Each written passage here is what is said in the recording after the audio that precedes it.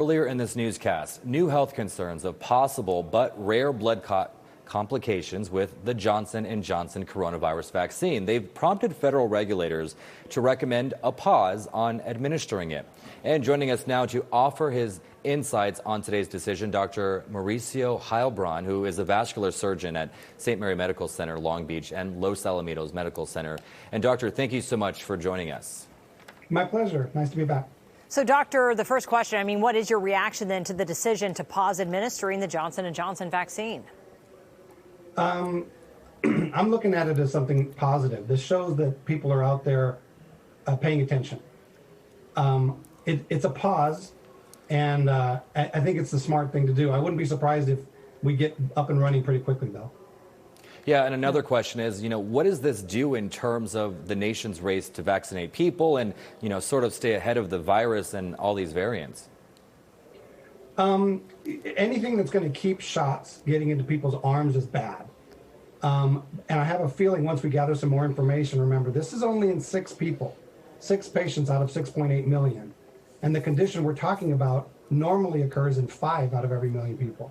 So I just think this is cautious, smart behavior by J&J and the government.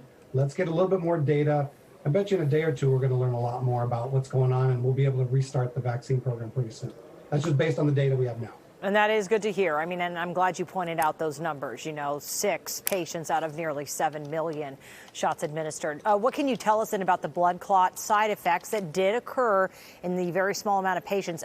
Tell me about how they suffered, and then how does a person even know that something could be wrong?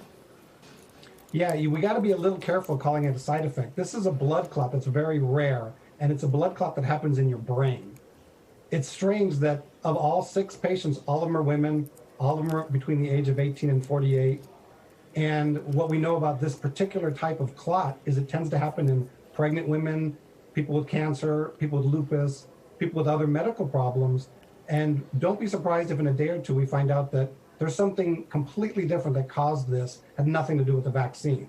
Again, looking at the numbers, that's an entirely likely way of looking at it. Now, how would you know you have this? Headaches, a feeling of, it's a lot of nonspecific stuff.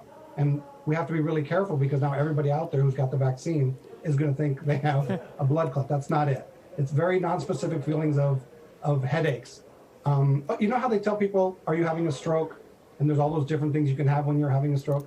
Somewhere along those lines, that's a good place to get your information from. Okay. Yeah, and doctor, a lot of us know people who got the Johnson & Johnson. They may have gotten it themselves. So should they be concerned if they were already vaccinated with J&J? Honestly, I don't think so. We're talking about something that's less than 1 in a million in a very specific population. So I do understand the concern, but I also think we have to temper our expectations. I think we should be okay. Give us another day or two for the doctors and scientists to gather some more information, and then we can start making recommendations. For example, if you're a woman between 18 and 48, and you got the J&J, and you may be feeling something unusual, is that worth a phone call? Maybe in a few days we'll have some better information for you. Right now, I do recommend just a bit of patience. All right. Thank you so much, Dr. Mauricio Heilbron. Good to see you, good to talk to you, and great insight there.